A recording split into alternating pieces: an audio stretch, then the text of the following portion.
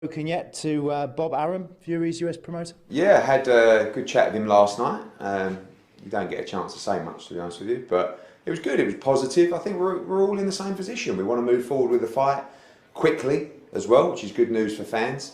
Bob was very vocal before the Pulev fight, saying that Pulev was going to destroy Joshua, and he was quick to say after that he wasn't very impressed with Anthony's performance, which was interesting. We had a joke about that, but really now in the stage of just trying to solve any remaining issues of the fight, of which there aren't many, to be honest with you, and trying to move forward collectively to let the governing bodies know that we plan to stage this fight probably in May, and we would like this to be for the undisputed heavyweight championship of the world. So a few small issues to iron out, but I think we can start looking at drawing up contracts and trying to get this moving. That's great news for boxing fans. It sounds like you're pretty confident. Yeah, very, because sometimes when you're trying to put a big fight together, a fighter might not fancy it, or a promoter might not fancy it, or a trainer might not fancy it. Here, on both sides, every member of each team wants to do this fight. We all acknowledge this is the biggest fight in boxing, this is the best fight for both guys, this is for the undisputed heavyweight championship of the world. Why are you in the sport if you don't want this fight? We believe, Team Joshua, we win this fight. They believe they win this fight. So let's find out. That's what sport's all about. Fury's questioned AJ's desire to take this fight next. What's AJ said to you?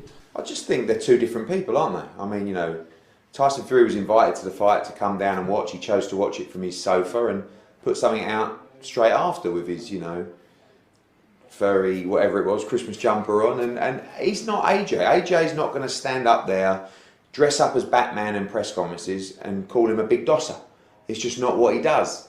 So for AJ, we learned from the Deontay Wilder negotiations, we're not going to get too excited until the ink is dry. Part of AJ probably believes maybe Tyson Fury won't take this fight. We've been here before when chasing the undisputed championship. I've told him, I've backed my judgment, which is I believe they do want this fight and we will get this made. But you're not going to see him jumping up and down, screaming and shouting on social media. From the day he turned professional, he had a dream to be the undisputed heavyweight champion of the world. He's one fight away from that becoming a reality. So this has always been the absolute pinnacle of what he's wanted to achieve. So he wants this fight more than anything. You're just not going to see him screaming and shouting on social media. His instruction to me is make the fight, let's get it done. And that's what I'll be doing.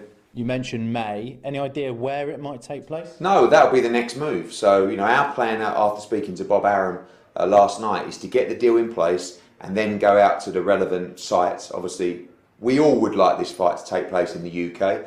You've seen London go into Tier 3 now again, so we got a crowd in on Saturday. That's been taken away for the time being. There's a lot of unknowns in that respect. Of course, there are many countries around the world that want to stage this fight.